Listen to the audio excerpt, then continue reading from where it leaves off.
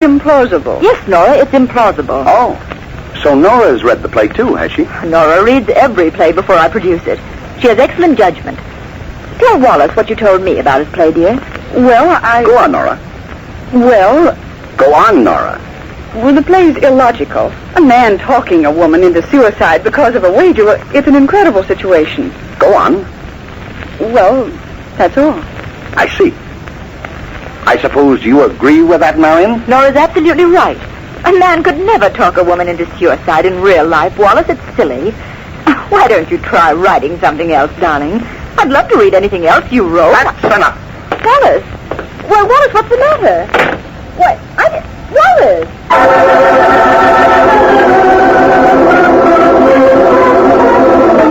I soon came to learn that it was dangerous to cross swords with Wallace Strieber. The very next night, Mr. Strieber sent for me. You'll find Mr. Strieber in the library, Miss Nora. All right, Tompkins, I'll be there in a little while. But Mr. Strieber said you should come at once, miss. Oh? Begging your pardon, miss, but I'd watch my step if I were you. He seemed to be quite put out about something. Oh. Thank you, Tompkins.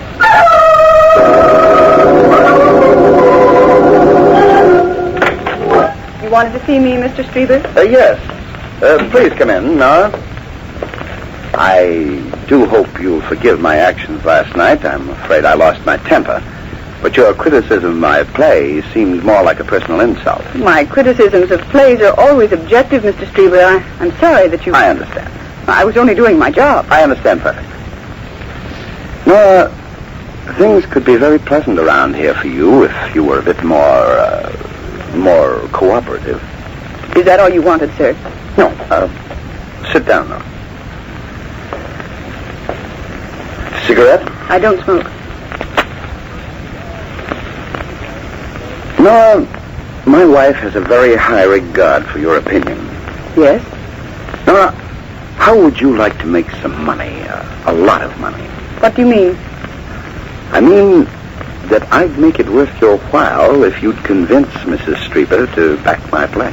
Sorry, Mr. Strieber. Not interested. I see. Nora, I said before that things could be very pleasant here for you. I say now that things can also be very unpleasant. That's all. Good night. He tried every way to make things unpleasant. He tried everything to turn Mrs. Strieber against me. First... That story Nora's writing, Marion.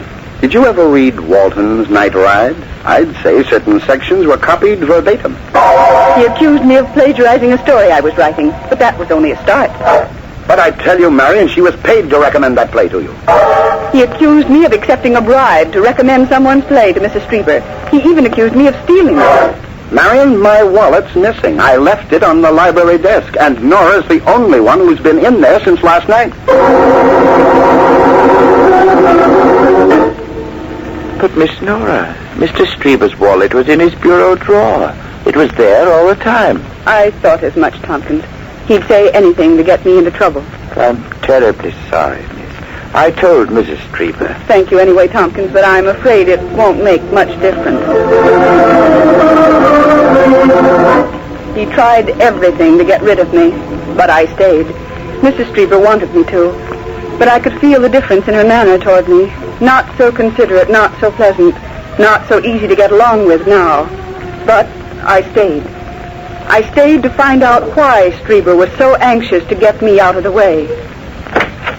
Marion. Just a minute, dear. I have to get this letter off tonight. Marion. Oh. What is it, Wallace? After all I've told you, Nora's still around, I see. I know. I wanted to speak to her, but well, you just can't accuse people of things like that without any proof. My word should be proof enough. Well, I'll talk to her tomorrow, Wallace. Tomorrow, everything tomorrow. Why do you always keep putting things off? And you keep putting me off about my play. The play? Wallace, must we talk about that again? I'm getting a little tired of talking about it myself, Marion. Are you going to produce it or not? I told you, Wallace. It's impossible to get away with anything like that on Broadway. A man talking a woman into suicide. Why, the critics would laugh at it. Laugh at it, eh? So that's what you think of me. Oh, we've been over this so many times, Wallace. Your play is just incredible, that's all. I'll show you how incredible it is. Wallace, please. What if I prove that a man can talk a woman into suicide? I tell you, I can prove it.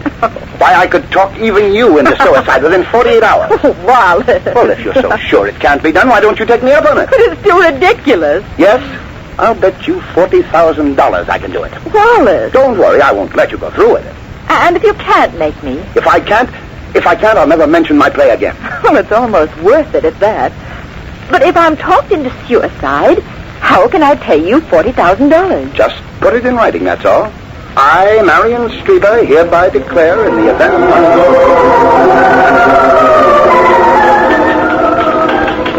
of my suicide within 48 hours, that I bequeath the sum of $40,000 to my husband, Wallace Strieber. What? Have you got that, Nora? Mrs. Strieber? Oh, it isn't as bad as it sounds, Nora. Wallace is just trying to prove that his play has possibilities. But, Mrs. Strieber... I think it's very clever of Wallace. Of course, he's not serious about it. But you see, even if he can persuade me to think about suicide, then he's proved his point. His play isn't so incredible as we say it is. But you can't possibly go through with it. The whole thing's fantastic. I think I'm a better judge of that than you are, Nora. Mrs. Strieber, you must call this off. You must. Don't you see? Don't you understand? That's why he was trying to get me out of the way. That's why he told you all those things about me. Oh, it's all so clear now. I don't know what you're talking about, Nora. Your husband wanted me out of the way so he could murder you for your money. Nora. I know it.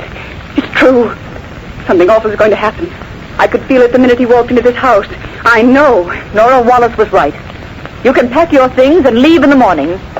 Good night.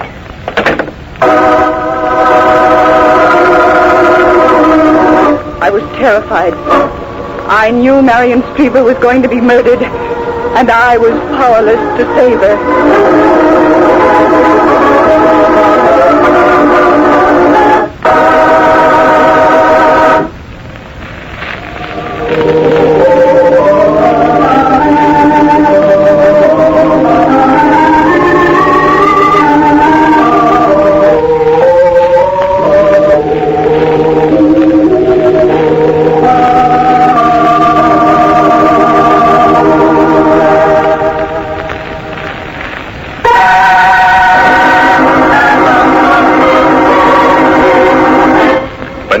Playwright Wallace Strieber married the wealthy play producer Marion Dunning, Nora Talbot was much distressed. Nora was secretary to the new Mrs. Strieber, and she felt certain that Strieber's affections extended only so far as the fat Dunning purse. Having married Marion, Wallace Strieber began vainly trying to get his wife to back his play, dealing with a man talking a woman into suicide. Nora and Mrs. Strieber thought the plot ridiculous and implausible. Strieber, infuriated, bet his wife $40,000 that he could talk her into suicide, and within 48 hours, having tried, meanwhile, everything to get Nora out of the way. Nora wouldn't leave because she was sure some disaster would come of the suicide note that Marion Strieber jokingly had dictated to her, setting forth the terms of the wager. When Nora told her employer of her fear, that Wallace Strieber planned to murder Marion after tricking her into writing the note, Marion ordered her to leave the house in the morning. Now, Nora lies in her bed, terrified of what this strange and violent night might bring. During the night, I could see a gleam of light streaming through their window, and it seemed to be moving back and forth, back and forth. I thought my imagination was playing tricks when I heard an eerie, monotonous voice that sounded like Wallace Strieber's. I put on my robe and quietly went down to the end of the corridor near their room. I listened. It wasn't my imagination. The voice was Wallace Strieber's, eerie, monotonous, saying over and over again. You're going to kill yourself. You're going to kill Even yourself. the walls seemed to be echoing You're going to and kill whispering. yourself. You're going to kill yourself. The wind You're going to kill moaned it yourself. louder and You're going to louder and kill faster and faster. Kill yourself. Kill.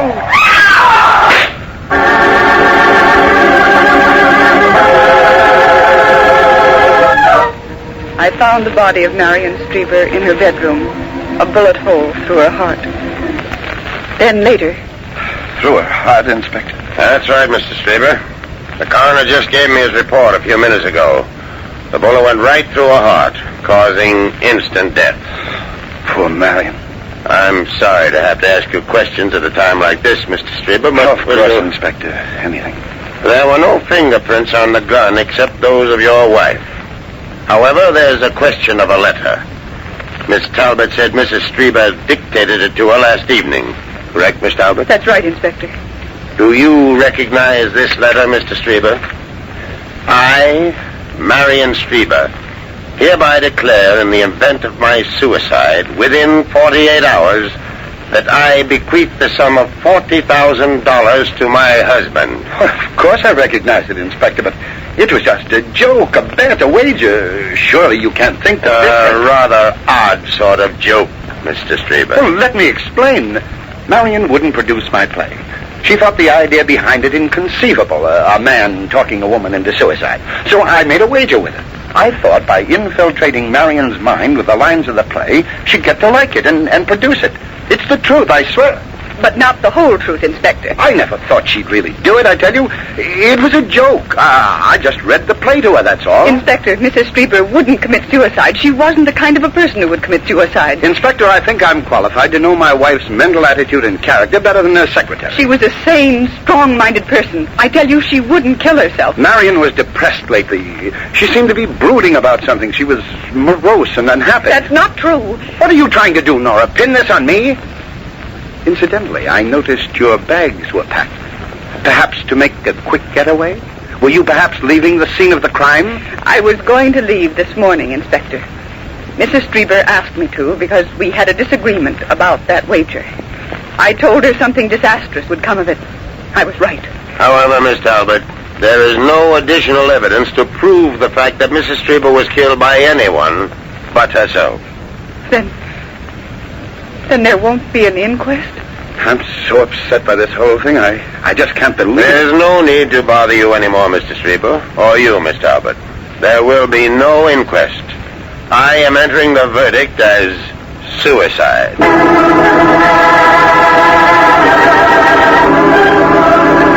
The case was closed. The verdict was suicide, and I left Dunning Mansion.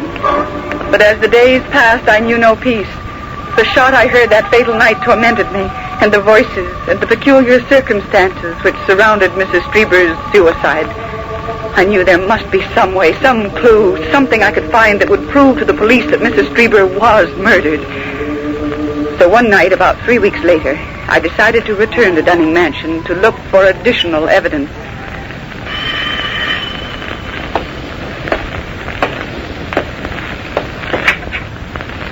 Oh, Miss Nora. Well, good evening. Good evening, Tompkins.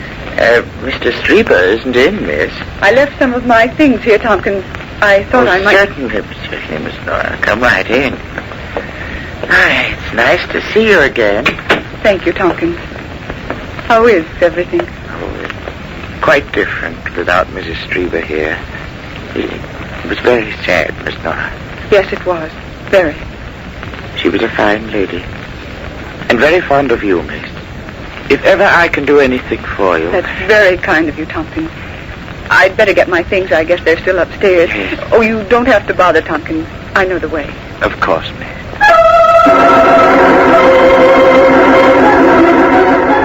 I went straight upstairs to Strieber's room. I opened the door and walked in. I felt that somehow, here in this room, I'd find the answer to the questions that were in my mind. I didn't know what I was looking for, but I determined to uncover every possibility. I looked everywhere, but I found nothing. I was about to leave when I noticed an old book partially hidden in the magazine rack. It was a very old volume of plays, with a bookmark at a certain page. I opened it there, and the title of the play was Talk to Death. The same as Strieber's. I thumbed through the pages. There was the suicide plot, the wager, even the letter. I, Evelyn Forbes, declare in the event of my suicide within 48 hours that I bequeath the sum of $40,000 to my husband. It was exactly the same as Strieber's play, word for word, only this had been written more than 30 years ago. The pieces of the puzzle clicked neatly together. I'd finally found the answer to the riddle of Marion Dunning's murder. Well, Nora?